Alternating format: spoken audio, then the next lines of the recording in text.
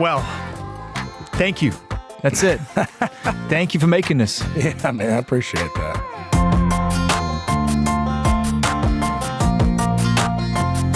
All right, Luke Combs, I love that you're here, taking some time out as well from touring all over the world and playing these enormous shows. We're going to spend a long time, hopefully, talking about fathers and sons and diving into the emotion and purpose of this record. But let's just talk about the road right now. I mean, It's beautiful we're getting new music. Most people don't get a chance to release a new album while they're out there committing to performance. Yep.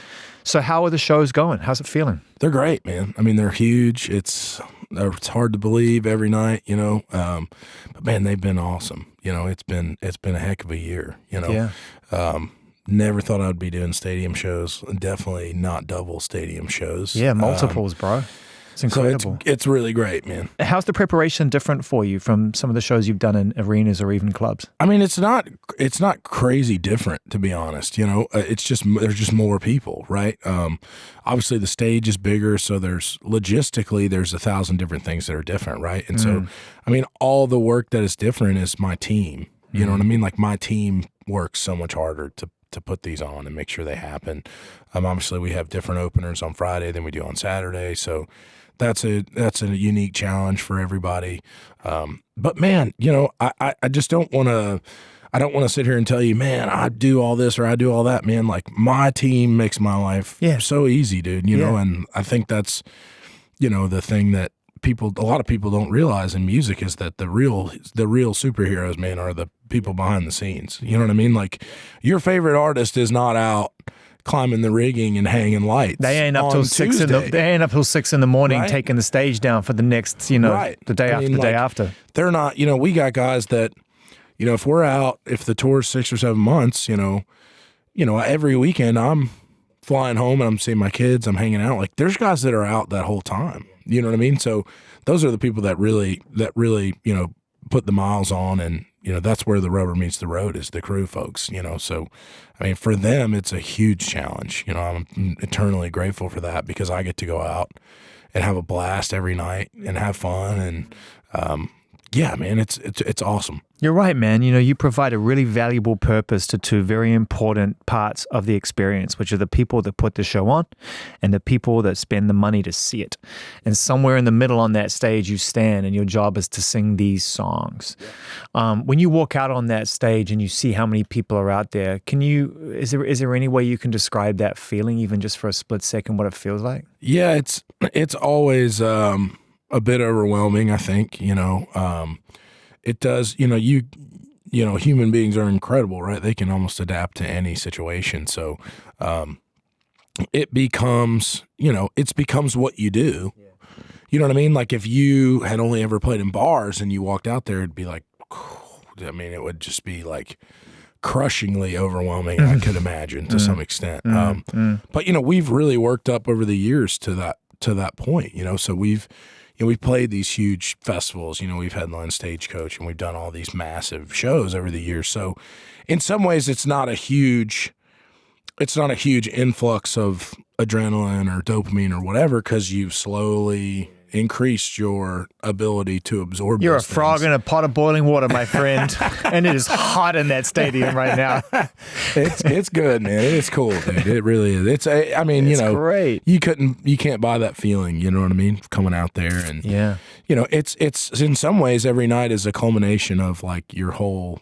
It's your life's work, really. Yeah, it is. No, you're right. It's a point in the road that you don't realize that you're even on it half the time until you arrive at it, and then you look back, and of course it all makes total sense. And these songs, they are the stops in the road that everybody wants to go back to. It's like, we want to go and hear that Luke sing that song, because that Luke still exists. He's singing that song 3 years ago, right? Yep. There's many Lukes every night in these stadiums that has to show up. And I think it's really interesting as well to sort of go back and relive these experiences as the writer and the performer and the creator of these songs, to go back and almost take a look at that photo in iPhoto, or that Polaroid again, and watch everyone's experiences of that song come to life. It must be kind of amazing. It is, yeah, because there's so many different, like you said, man, there's so many different versions. Yeah, there's so many eras of my life that, I'm singing about or have written about, or, there's certain songs that invoke different memories for me at different times of my life. And yeah, you do get to go I was hammered when I wrote that song. For sure, dude. I mean, there's a couple of those floating around for sure. But it's cool, man. Like I have, one of, She Got the Best of Me. That's was my fifth or sixth number one song. And I wrote that when I was still in college. So I wasn't even living in Nashville yet when I wrote that song. So it's crazy for that to have gone from, you think about writing it and then the process of, we should revisit it. We should revisit that song and re-record it. And who was that guy in college writing that song? I mean, if you could take a look from an elevated perspective through the window of yourself in your dorm or your lodging or your housing, wherever you are writing that song, who are you? Man, I was just a kid trying to figure it out, trying to figure out how to do the music thing, how to make that my life. I was obsessed, with it at that time, just constantly trying to gain forward momentum, continue moving in what I thought was the right direction. I was just eat up with it. I mean, that was my whole focus. That was my whole life. I didn't have a girlfriend. I didn't have kids. I didn't have anything going on at that time. Just trying to get better. Just trying to get better. Just playing shows, as many shows as I could book, as many songs as I could write, as many, songs I could learn on the guitar to make the show better. And did you know when you wrote that one, like, all right, this is a step up? I didn't really, it's funny. Hurricane was the same way. Best of Me was the same way. Like, I liked them enough to where I was, I recorded them, but I wasn't like, this is the thing. This is the song that I think will be great off this group of songs. I mean, those weren't the picks. Both of those, well, not Hurricane, but Rains came almost like an EP I made in college, my second one. But I made 2 3-song EPs in college, and Rains was on the second one. And I always would name the EP after the song that I thought would be the smasher, the best song on the thing, and both times was wrong. So it's like I learned. It's a valuable lesson there. It was like, just record a group of songs that you love. Let the people decide. And don't try to pick what you think the song that people are going to react to the most is, because they're going to choose for you. And how would you know? That's the thing. If you're proud of it, that's all you can be. Yeah. But the cool part about that was, too, is like at that time, it was a valuable lesson, especially there was a lot of luck involved, too, because streaming wasn't the thing at that time. I mean, this is only, 10 years ago, 11 years ago, maybe, most. And so the music industry has changed a lot in that amount of time. So my career has taken off through all that change, this big era of change that we have. And so now you have a gauge. You almost have an instantaneous metric of what's the song people like. Yeah. You can find that out in 12 hours. Yeah. Your record comes out, 12 hours later, what song people are coming back to and listening more than the other ones. Yeah. At that time, you didn't know, because you put it out and your EP goes up for sale and they just buy the whole thing, and then you don't know. But now you do get that kind of. I feel like you got the best of both worlds. I'll tell you why. Because I feel like if you'd had access to that information, and being someone who's you're a curious human, you're a studious human. Yeah. I just want to say to everybody watching and listening to this, because I've gotten to know Luke, over time, and he's a buddy. I know this about him. Like you are a relatable human being, a great hang, but you're also deeply into your. Man, yeah, I care a lot about what I do, and I want everything I do to be the best version of what it can be, and that's important to me, because I'm writing songs that I love, and I do that because I love music and I love to do it. But I also am aware now that like I'm making something that my job, it requires someone to buy that thing from me, right? Or purchase something from me. There's a transaction. It's a trade. And I would feel horrible about myself or what I do if I felt like I was putting out something that wasn't the best that it could be. But this is that's a very good point, and it takes me back to what my initial comparison was, why I think it's the best of both worlds, because now you get to do that. You get to make the most of making people happy. Yeah. But in the beginning, if you had access to all that kind of data-driven and all those metrics, right, you might have been swerved off your path and not. There's instinct and diligence, and I think you need to start with instinct, don't you? Yeah. I think for sure. You just go, I love this. And that's all I ever wanted to do was at the beginning was making stuff that I felt like I wasn't hearing. That was my mindset is, well, why am I not hearing this thing on the radio? Or why is nobody doing this? Or why did this stop happening? And so I was trying to, in my mind, fill in those gaps that I didn't think were there. Or the thing that me as a listener, because at that time, right, I'm 1 foot in, 1 foot out. I'm half fan who's not in the music business at all. I'm trying to find a way to contribute. And I'm half guy that wants to be in it, right? So I'm really studying at that time of why is this guy's thing work, or what does this guy do that this gal doesn't do, and why did that not work, and why did this work? So I started thinking, and not from a business sense, just musically speaking. Yeah. How does this work? Why is this resonating, and why isn't this resonating? In fact, I think if you're not doing that, then you're absolutely ignoring the essential part of the pathway. Yeah, for sure. And it's an important part of, you have to be aware of the climate that you ain't going to be a chef and walk in and just be like, I don't really care how the oven works, mate. That's your job. I just come up with the idea. Right. I'm just, yeah. Yeah, but you also want to like the food that you're putting out, right, of the proverbial kitchen, but you also really need other people to like the food. Yes. Right? So I love food analogies. They're so universal. Right. Well, it's like you can't go in and go, this is the best food that anyone will ever taste.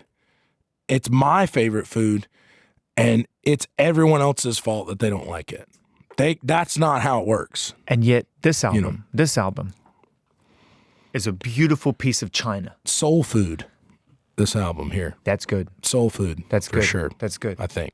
I just think, man, you've created a beautiful and wonderful gift, as I said before. And I know it's a gift because it's plural. It's not father and son. It's not just about you and your relationship with your children or you and your relationship with your dad.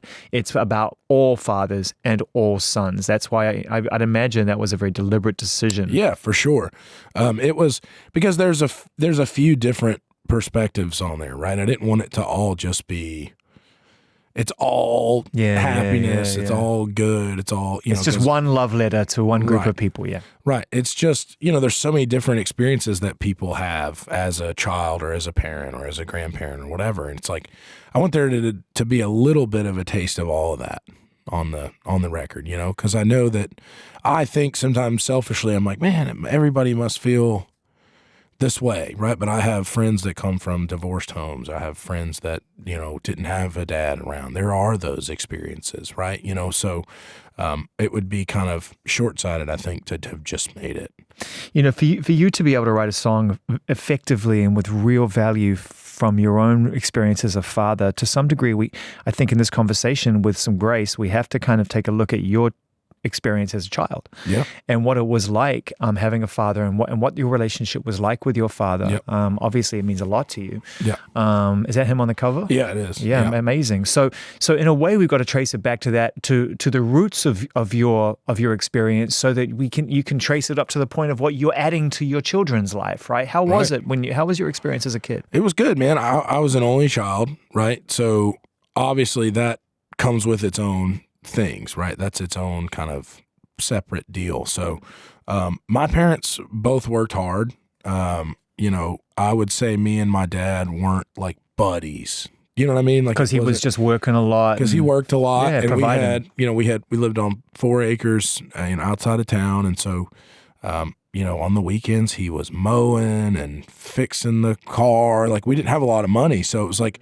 he worked 50 hours a week, and then when he got home, his time off was like working on the house. Repairing stuff, Right, because we couldn't really afford, if something broke, like the best option is to fix it. And if you exhaust that resource, then it's, well, I guess we got to pay somebody to fix it. Yeah. You know what I mean? Yeah.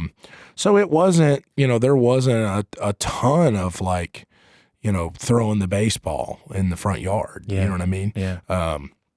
And that's not because he didn't want to. It was because he was doing what he thought was the best version of what I needed, right? Which is a washing machine that works so that my clothes are clean. It's picking up extra, going up to the bank on Saturday and fixing their air conditioner because he would get paid overtime to do that. Yeah. And then we could fix the car's radiator so my mom could take me to school or what, you know what I mean? It was like, so you realize as a kid, you're going, your experience with that as a child is, well, my dad's not around, right? So you got the song on the record, all I ever do is leave, right? Which is like, well, dad's never, all he does is go and work. He doesn't care about me. He doesn't want to spend time with me. He doesn't want to do this with. As a child, that is your understanding of what's going on.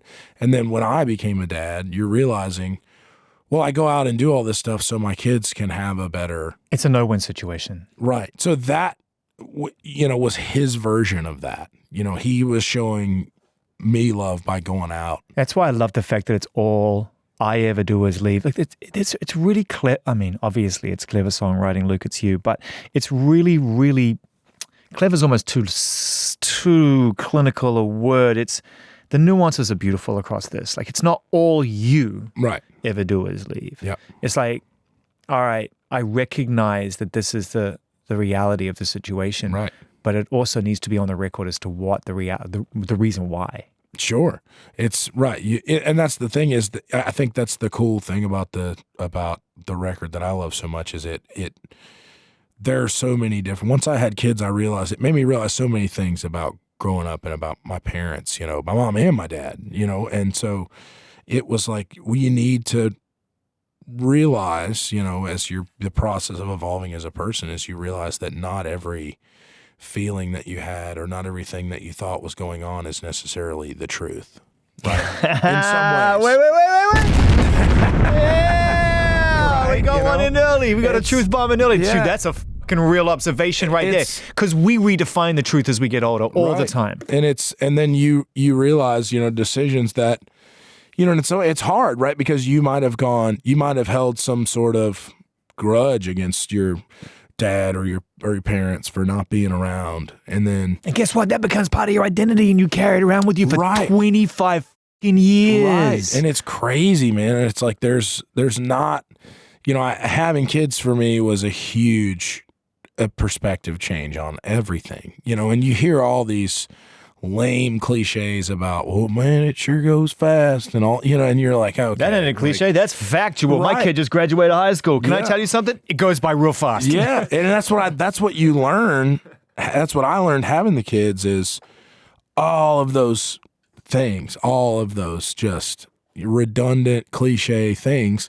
People say them because they're true. Well, you have a choice when you become a parent, I think, and that is you have a choice to either sit there and try to avoid and ignore the lessons that are laid out before you, right, or have the courage to be able to do some self-work, have some self-awareness, heal some of those things, and allow some real growth. It's pretty black and white. It's pretty simple choice you get to make. For sure, and it's crazy, man. I've learned that, over time, this record for me is when I came up with the concept to do it. Where were you? What was going on? Here's how it happened. So I had one or two songs going that were about my kids, and this was during the last album cycle, or when is this? Yeah, so this is probably right after my last record came out. I had one song about my first son on the last record that kind of. I was just getting into that phase when that record was being finished up. So one song snuck on there. And there was a big gap of no shows and raising the kid. And then all of a sudden we're having another kid and we're on tour. And it's like life happened really fast for us. That change happened really quickly. And so then I realized, well, now I've written two or three more songs about now that I've got a second son and my first one's growing up a little bit. And about that, and I go, man, like I was kind of bummed because I'm like, you can only really have one dad song on a record, right? Like that's what I was thinking to myself is like, if I put out let's say I put out a 16-song record and 5 or 6 of them are dad songs, people are like, what? It's like, we get it, man. Like we get it, okay? Like you like being a dad, great. Yeah. Lame. Stop. We get it. Yeah. And so it's the songwriting equivalent of going to a barbecue and just pulling your phone out and constantly showing pictures of your kids. 100%. After a while, even your best friends they're like, yeah, dude, we have kids too. Great. How about some chicken? It's like someone else's fantasy football team. That's right. You just don't care. You care so much about your lineup and you don't even know who you're playing against. You're just like, whatever. Yeah. But so I realized I went, well, you know what I'll do? I'll take these 3-4 songs and I'll make an EP out of them and I'll just surprise drop it on Father's Day. No build up, no press, no anything. So I started telling my songwriting buddies, that's what I'm going to do. I've got these couple of songs. I'm going to go just record them live. It'll be a quick, half day thing. We'll get them done.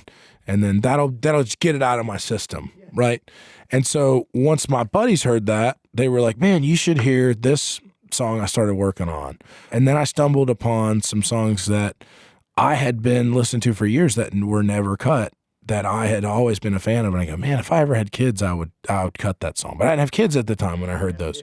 And so then all of a sudden I'm going, well, gosh, man, should I just make a whole record of this thing? And I'll surprise drop it and just, it'll be what it is. It'll just live on its own and do whatever it's going to do.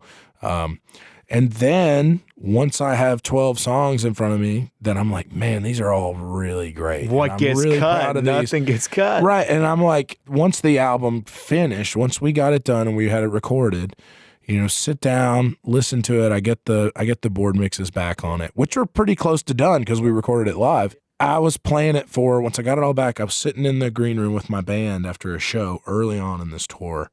And so, my buddies are out, my manager's out, my business manager's out, friends are out, and the band's in there. And I was like, man, I got these board tapes back on the new record. Do you guys want to listen to them? And they're like, yeah, this is post-show. And so we're having a couple of drinks sitting in there. And I put it on, and it was just like we all sat there and listened to it. And it just dawned on me, like, as I watched my bandmates who all come from really different backgrounds and different places and have different experiences with their dads and different relationships as fathers and as sons and as kids. And I was like, everyone was like, dude, we came to the kind of group conclusion. It's like, dude, this is way too good to just put out and not give it a real shot for people to hear it. And not that people wouldn't have heard it, but to put the work in to give it the chance that we feel like it deserves. They were getting the phrase, get it out of my system, off the table. Yeah. That phrase of like, I'll just get it done. Because I remember thinking like, dude, nobody's going to care. Like people want to hear, the fun stuff, the beer drinking stuff. You get lost in that sometimes in the music business. Again, it comes back to the analytics. Especially when there's 80,000 people doing just that. Right. And you're like, how do you just stream? How do you get your streaming numbers up? And how do you do this? And everybody's so concerned with that. And I'm like, I don't want to get lost in that. But then at the same time, I'm like, well, I don't want to not try to be great and continue to be great. And it just became obvious that this is what we need to do. Oh, it's dude, I mean, not only does it work on a personal level for you and for the people who will relate to it, of which, I mean, billions of people are going to relate to this album because, we've all been children or have children. And will forever be. 100%. Right? It's not a topic. You're not singing about a landline telephone. It's got legs, bro. Then if you made an album about fixing cars and cooking food, you'd have the three givens in life covered. Yep. I'm just saying at some point over the next 40 years, you cover those other two. Yep. Christmas is good for the rest of time. Absolutely. Or maybe do a Christmas album. That's the fourth. Album. There you go. Have you done a Christmas album? No. A Very Combs Christmas. I don't know if I can do it. Oh, man. I don't know if I can do it. Oh, you say that. People have been saying it for a long time. And that I've been more in my mind, I'm more open to it than ever. And it's only because of having kids. Yeah, because you just did Once this. I had the kids, I was like, oh, okay, they like Christmas. You can't play fathers and sons to your kids at Christmas. You got to play a Christmas album to your kids at Christmas. Right. I'm saying Santa and Sons. No, but it's the record. God damn. Santa and Sons. Santa and Sons. Write a whole album about from Santa's point of view of being a father, being a father to the elves, right? Of course, right? Yeah. I'm trying to think of some song concepts now, and there's so many good ones. It's just like I think there's something about like the other 364 days of the year. Yep. Oh, it's like there's something about like I'm only away one day of the year, but I'm your dad 364 days of the year. Yep. I mean, I'm watching a master at work right now, trying to figure out your right. I know. We'll come back to it. We'll come back to it. No, it's perfect. It works. It works in terms of what you were talking about. It's going to be a universal success over a period of time because it's really relatable. But it's also, as I was trying to say, it also really works for your growth when even maybe you didn't realize it, because by pumping the brakes on what people want. And showing them something that is really deep and important to you, it almost reminds people what it was like to meet you for the first time. I haven't really thought about it from that perspective until you just said that, which is which is it. When I was telling you the story earlier about writing stuff that I wanted to hear, Yeah. you know, You just did it again. it feels very much like that same thing. That's what your band's feeling too. They're like, we play these hits every night, but man, we're hearing you. Yeah. It just getting back to what you love and what really speaks to you. You know what I mean? Like, you know, you can't lose a race that nobody else is in, right? Like I always tell people, you know, I always think, you know, the comparison game, I've watched so many people lose to that mindset of, well, this guy's doing this, or this guy or this gal did this thing. Why didn't I do that? Or why didn't I get that? And, you know, I think of music, people get lost in, you know, well, I want to break this record and I want to do this and I want to do that. And that just removes everything out of it. The passion is all gone at that point. If you're chasing, being the greatest is not a thing. It isn't a thing. And there's no goal in that, in musically speaking, to be, you know, I have no desire to be the best guy ever or the most this or the most that. You know, I broke a lot of records when I came out, dude, and they're all gone already. Yeah. They've already all been smashed out, dude. And it's always going to happen. If that's your intention, he or she will always disappoint you. Yes. I mean, for sure, you know, it's like you gotta just stay in your lane and do your thing. Because, you know, I've been guilty of that too, as everyone in the music business has. Is, man, well, this guy's come along, and why does this work for him, or why did she get to play that thing and I didn't get to play it? And I just have let all that stuff go, man. I let it go early on. You know? Yeah, I feel like they've never been bugged by that. And in fact, we've had off-the-record conversations, which will stay off the record, where we've sort of laughed about the fact that it's like, man, I mean, I didn't even know how to play that game.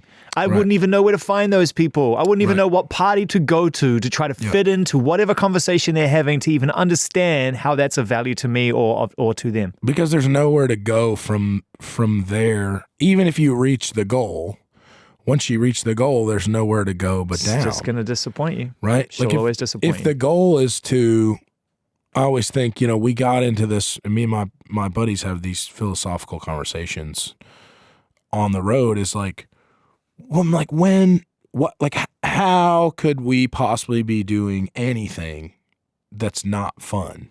We got into this, whatever version of the music business is meant for you, that your dream is, because we didn't want to be miserable and unhappy. Correct.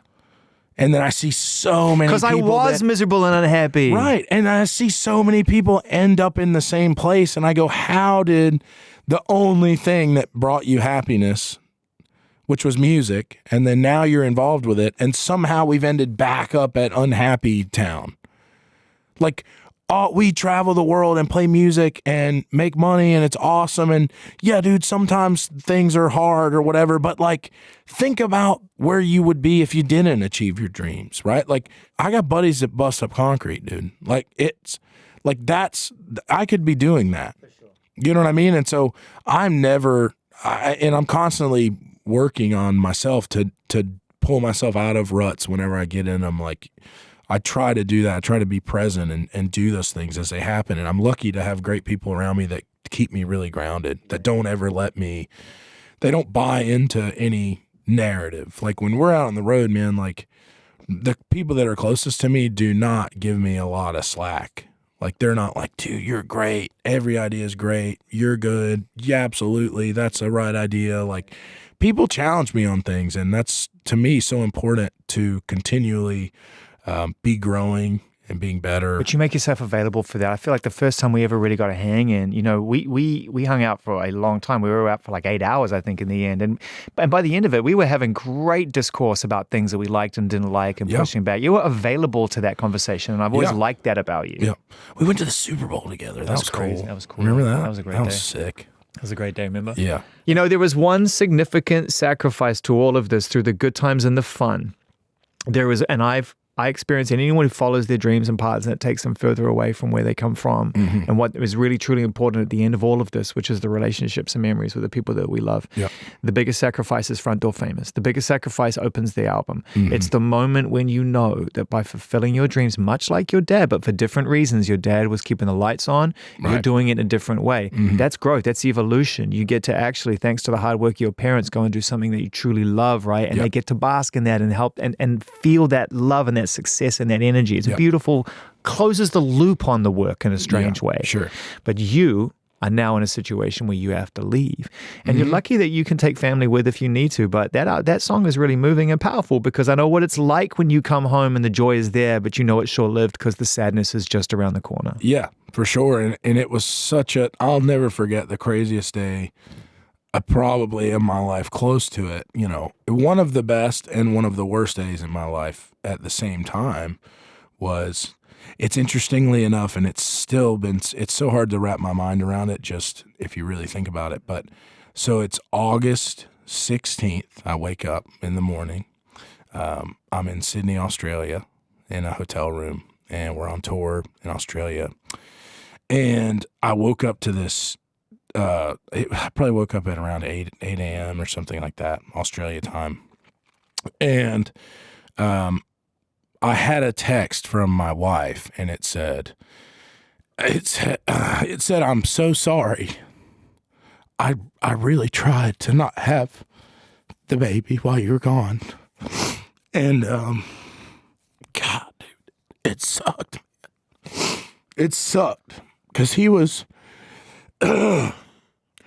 born on August 15th in the States. And it was, I got to see him be born, which was awesome. He wasn't born yet. But my wife she texted me on the way to the hospital, and he was 2.5 weeks early, and I was supposed to be home, and I wasn't. And that was real hard to do. And I haven't really told anybody that, but I didn't cover that too much on this album because it's really hard for me to deal with. But yeah, I understand. Yeah, that was tough, man. Those moments in life. It really was. We do everything. We do everything we can to control an environment in order to be all things at once. Yeah. But life reminds us in moments like that we actually can't control those things. And you know, your son was going to come when he was going to come. Yeah, for sure. And he was ready. And he was ready, man. And it was God, it was a hard day. But I was so lucky that, a lot of my closest friends, now work for me. And so I had a really great support system. You know, I'm never on an island on the road because I have so many people that are so close to me. And, two of my best friends were out with me on that trip. And my best friend from high school is my personal assistant, and he was there. He's a father of 2 boys, and one of my best friends who's I write songs with all the time was my guitar tech actually at that time. And he was there, and he's got 2 kids, and so I was able to be with them through that whole thing. And it was wild, dude. It really was. It was such a surreal thing, Have you? And I really hope that you have. Yeah. In fact, it's not even a question. Like, you have to be able to forgive yourself in that situation. Yeah, I'm in the moment very, very challenging. For sure, right? And I'm blessed. I was going to be gone for almost a month, so we had known. Obviously, we didn't plan it that way, right? Tour's already booked. Of course. And look, hey, by the way, just quickly, the amount of people I know who cut things fine to childbirth, it's how you have to do it. Like, because you're working. Not everyone can say, I'm taking a month, I'm just going to sit at home and just wait just in case. It just doesn't work like that. Yeah, it doesn't. And, we knew there was a chance that he would come early. And so luckily my mother-in-law and she came up for the month while I was gone, because obviously we have a 1-year-old and my wife is, essentially 9 months pregnant at the time. So thank goodness she was there. My sister-in-law lives in Nashville as well. So my wife had a really great support system with her for that experience, which I'm very thankful for. That made it a lot easier. I had people with me. Everything went great. No hiccups in the process. And bless or anything. her for extending the grace to you, which really was a generous gift to say, look, I tried. Yeah. There's nothing she can do. Yeah, for sure. It was such a sweet gesture, but at the end of the day, man, I mean, nature's going to have its way. Oh, for sure, man. And looking back on it, man, it's one of those stories that, it's a defining moment in my life for sure, and it speaks a lot to, it sums up in a lot of ways, some of the bad parts of the music business, right? Is the leaving and your schedule's crazy and you're traveling all over the place. And, it's not like I can drop everything I'm doing and fly 18 hours home. Well, that was a powerful story, and everyone who's listening and watching will be grateful that you shared it, I think, because everyone in life is going to go through a moment where you feel like a disappointment in an environment that you can't actually control. For sure. There's nothing you could have done. Yeah. I mean, I try to think about the positives of that. Obviously that everyone's happy and healthy is number one, right? Yeah. Number two, really, what you're lamenting is an experience. For sure. Yes, that's for really sure. it. And and then you also the guilt of not being there to help your wife and stuff through that. I carried that around for a while, and she knows what's in your heart, bro. Oh, for sure. And I would do the same thing for her, man, and she knows that.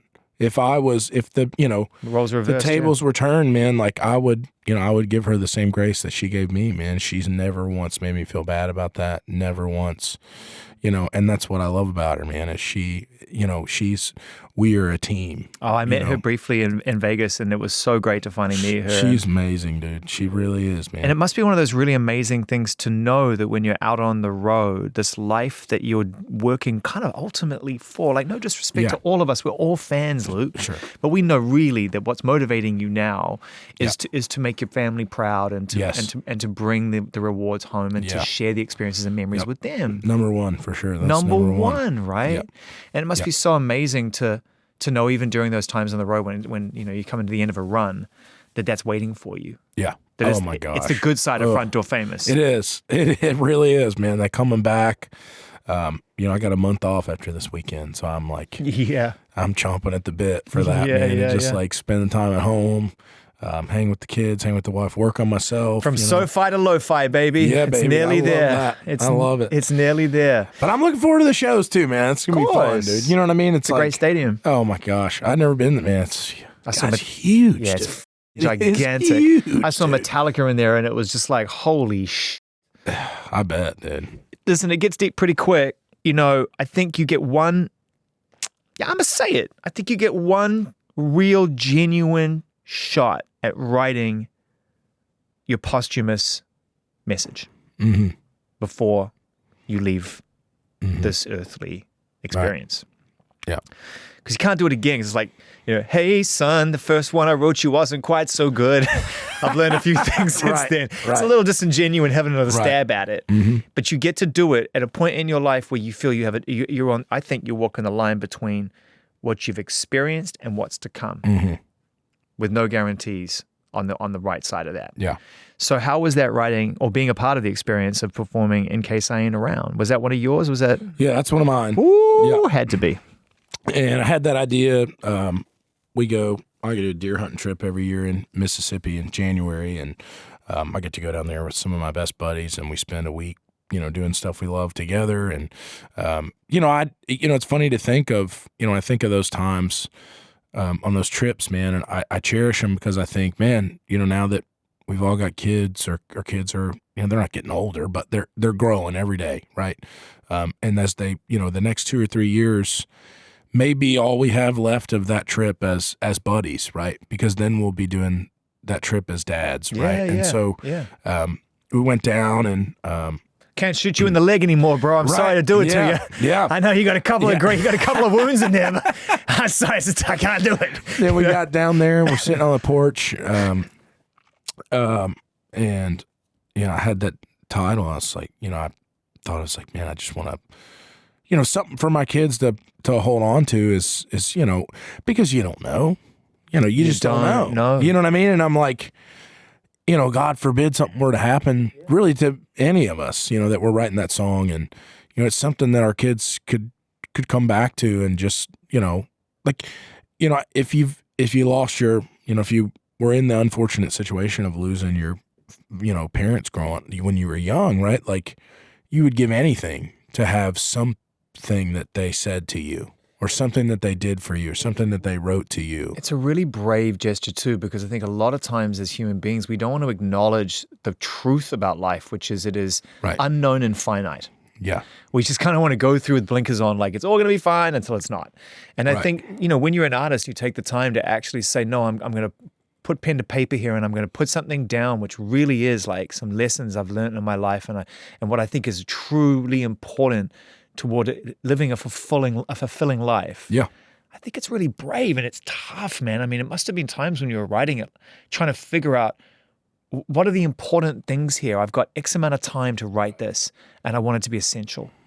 Yeah. And it's funny. We started out, the beginning of that song is all, is all deer hunting stuff, but it's like, and we wanted to start it out with something that felt, when we're writing it, is like, we didn't want to come in hot with like, here's a laundry list. Take care of your mom. Brush your teeth. Like really heavy, or like really just heavy stuff off the jump, right? So we wanted to start out with like things that we felt like, our dads would say to us or that we would say to our kids is like, well, make sure when you crank the mower up, you got to turn you got to pump the clutch before you turn the key, like dad, right? Like stuff your dad would say was like, well, don't start that car without, making sure you prime the engine before it's cold in the morning out here. Right. You know what I mean? Like get to warm the car up before you get in it when it's cold out, like that almost kitschy, like dad, like cliche stuff. And then as the second verse unfolds, it's more You're ready, by the way, for your kids' teenage years, because I wanted to like tell you to fuck off when you were telling me that then. Just now. You were like, don't tell me how to do anything. God. Don't tell me how Dad! Don't tell me how to live. You know what I mean? I'll make my own mistakes. You know what I mean? Let me make my own mistakes. Yeah. But that's how that song kind of came to be. And I think when on inception of that idea, it was like, man, this is going to be this really heavy thing. And I think by the time you get to the end of it, it does touch on some of those things, like make sure that you spend time with the family and, call your brother if you're tough and, if you're having a tough day and all these different things that we eventually get to. But at the beginning, it is very light, right? And that was intentional for sure. Must be so much fun to be able to conceptualize something that is an emotion or a feeling or a sentiment that you're striving for. Yeah. And to take a step back when you capture it, when you've got that perfect turnaround. Yeah. And at the end of the chorus, here it comes. Yep. I'm wrapping it up. And it is just like, it's such a craft. It must be so great just to be able to sit back at the end of a day and just go, or a session, just go, shit, we fucking brought that to life. I kind of got it out of me. Yeah, it is. And I think my favorite part about it too is a lot of, 99% of the songs that I write are written with, people who I consider really close friends now. And we're all of similar age. We're all within 10 years of each other on either side. So I would say we're from 29 to 40. Odd, yeah. And there's a few outliers there, but so we're all in the kind of the similar phase of life. So writing this record, it was like everybody was flush with ideas. Everybody was flush with their own version of being a parent or being a child or losing a parent. Or so it was really great to, one, write all these things that, will make this awesome record, which is, that's the goal. But then everybody gets to have a song that they wrote for their kids or a song that they can like give. Take Me Out to the Ball Game. That's almost a character study to some degree for you, isn't it? For sure, it is. And two buddies of mine, one of who's one of my best friends in the world, brought me that song. That was the last song that made it on the record. Heartbreaking. And we finished that. He played it for me. We're on a turkey hunting trip in Alabama, and he played it for me on the porch after we were out one morning. And he said, man, I got this kind of, verse, chorus-y idea with this other songwriter, a guy I know, and we're not super close, but they had written this together. And I said, man, this thing's incredible, dude. So we sat down on the porch and we started tinkering with it. And I don't know, we sat there for 2-3 hours trying to get it perfect. And we did. I felt like we got it as close as we could get it to where we wanted it.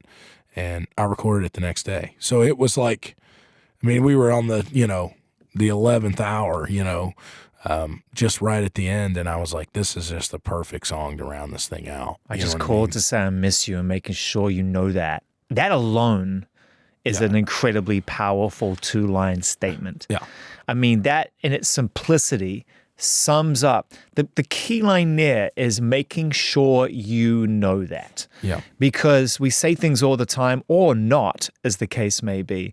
Yeah. But we really make sure that message gets across. I think my favorite line in that song, and I try not to get too songwriter nerdy. Hello, you walked in this room. You must have known what you were signing up for, bro. But my favorite is in the, I believe it's the end of the second verse. But it says, I just want to see you, and if you come back, you don't have to. And it's almost the kid saying, hey, man, like, if you just come back, like, you don't even have to go to the baseball game with me. Yeah. Like, I'm not really asking for that. Like, yeah. Because I think when I'm thinking of the kid in that song, I'm thinking of him going, well, maybe my dad doesn't want to come back because he thinks that he has to take me to so it's from a very, the child in the song is obviously very young, right? Like, they're not understanding fully what's going on. So in their mind, they're going, well, maybe my dad doesn't come back because he doesn't want to take me to the baseball game. Well, it's a very sacrificial position to be put into as a child, whether your parents mean to or not. Right. Because there is nothing you're almost not unwilling to do. Right. To try to reconnect the family, right? Yeah. That's where all this desperation is creeping in, this idea of like, I'm so sorry I was bad, and if it was my fault, I'll do anything I can. Right. And it's you've been very open and very personal in this conversation. I have no problem doing that at this point in my life. We're in conversation. It's an interview, bro. I was there. I was the guy who was like, was it me? Right. I was probably 10 when things started going bad, and that's a pretty important moment in someone's life. Their identity's forming, and they're trying to figure out who they are as a person. And a big part of what really attached itself to me was like, I am part of a problematic home environment, so I must have played a part in that problem. For some reason, it's on me. It's to on some me. extent. For sure. Me and my brother felt that for sure. Yeah, and it's crazy to think, the perspective of that song too is that the child is so young and they are having such almost uncomplex thoughts of how the situation unfolds, but at the same time, you're able to, at that age, overanalyze everything as well, because you're also able to go, well, I must be the problem.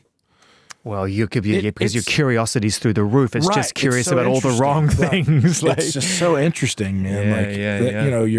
When you think back to being young, man, the things that you overthought or the things that you believed are just, Bro, it gets so deeply rooted into the way that you're wired and the way that you think and move and how you conduct your relationships and your work and approach your life. And there's positive things to that.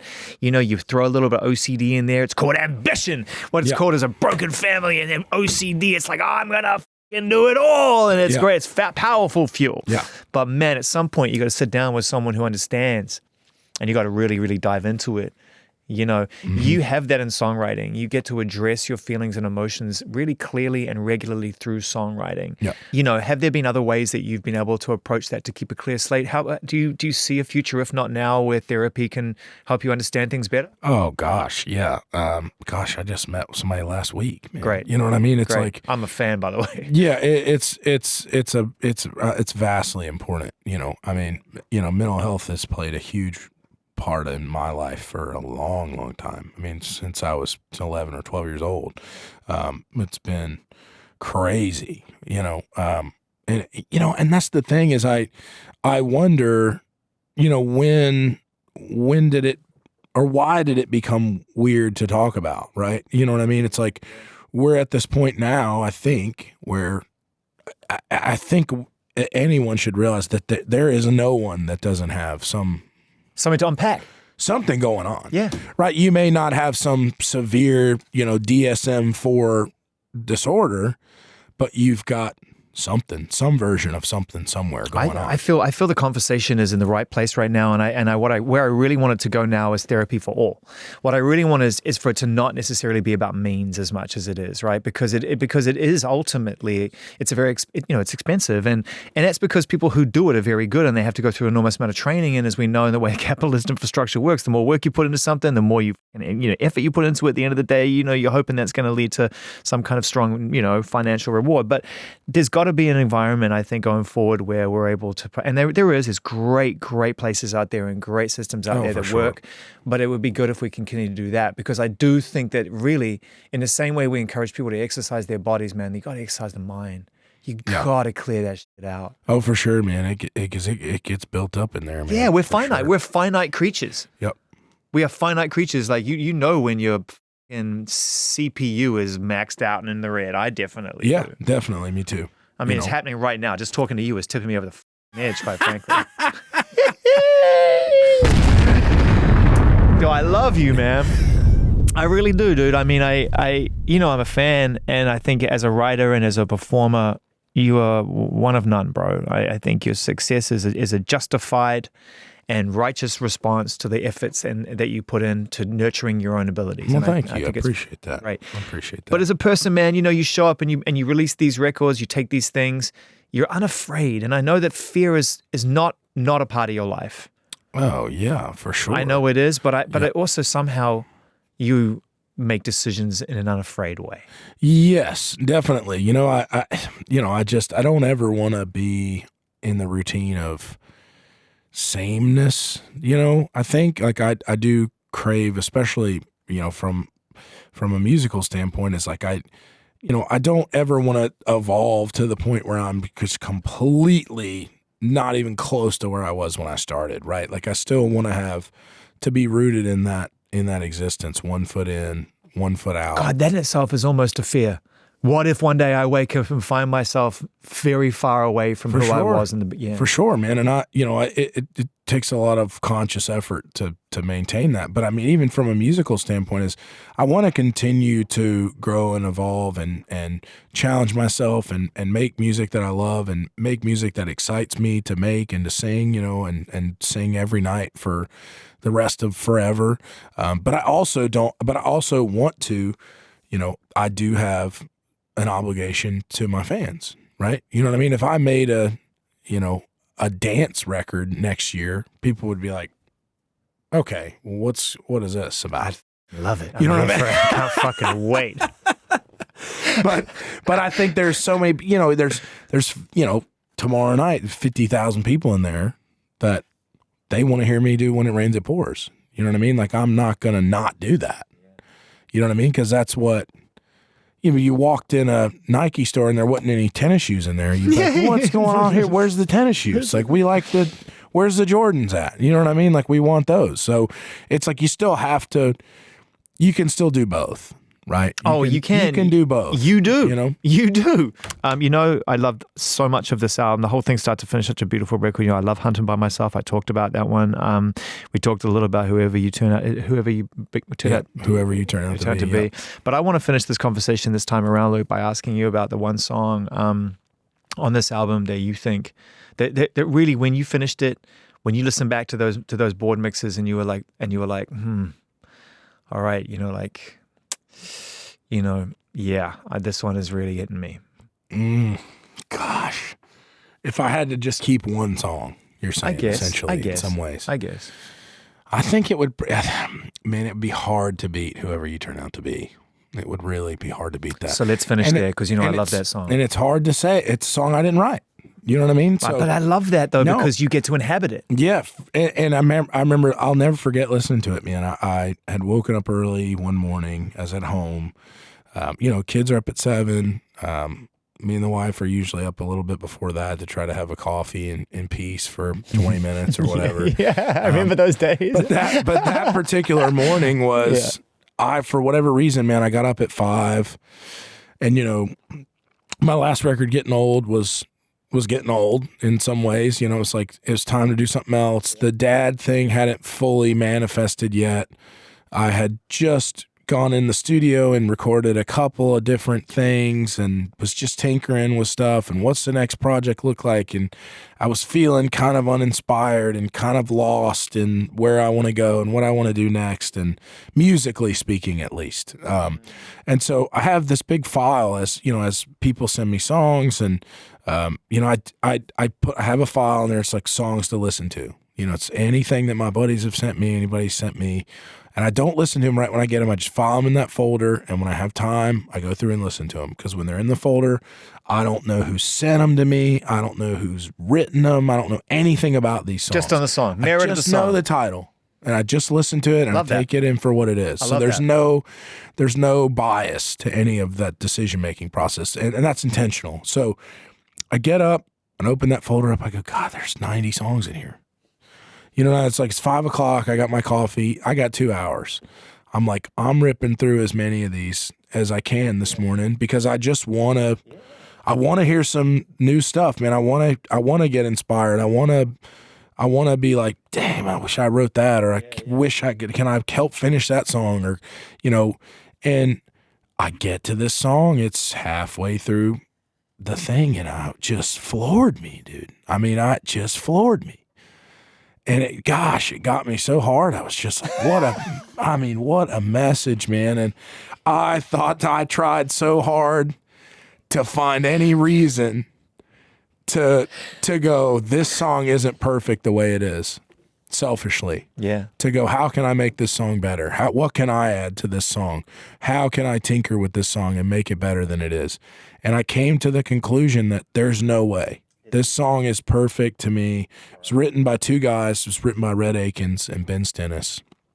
And it was just like everything that I want my sons to know, that I love them for who they are, no matter what that looks like. You can sum up a song, I think, in 2 lines. Just 2 lines and you can get it. And if you stripped everything else away and said, well, this is the song is, it might work out that you don't turn out anything like me, but I'll love you. I'll love whoever you turn out to be. Right. That's how you know. Yeah. If you just had that one line, it's over. It's such an incredibly powerful sentiment. Yeah. The fact that it rhymed, bonus. Awesome bonus for sure. Amazing bonus. But I remember thinking when I heard it, and the thing that struck me about it is, I wonder how many kids like that's lives would be completely different if they heard their parents say that to them one time. Just one time. And I wanted to give that to my kids, because I wanted them to know that I mean that when I say it, man. It's whatever happens, man, like I'm going to be proud of you, man. Like if you're the most regular guy on the planet, or if you become the president, or whatever it is, man, whatever that looks like, whatever your path is, dude, I'm going to be right behind you, pushing you down the road in the direction that you want to go, because I just think that's I'm not there to chisel my kids into what I want them to be. And I was really lucky, man. I think my perspective, I was really lucky to have really supportive parents, and parents that were really outside the box thinkers in a lot of ways. I had a very traditional upbringing with very open-minded, non-traditional thinking parents. Like they were always very open to anything. And they were like, that gave me a lot of space to, listen, dude, they were strict. Do your homework, clean your room. Like all that stuff was there, man. Yeah. Like, and that's something that my kids will have too. But my parents also said, like, dude, man, you want to do something? You got it, man. Whatever you want to do, hell yeah. And that's kind of, that's the way I want my kids to, I just want them to know forever it just provided me with so much freedom to know that I had this safety net of like, that these people will be there to support me regardless of the mistakes I make or the person that I am or the places that I end up. Like it was such a great feeling to have as a child. And so I want to also afford my kids that same freedom,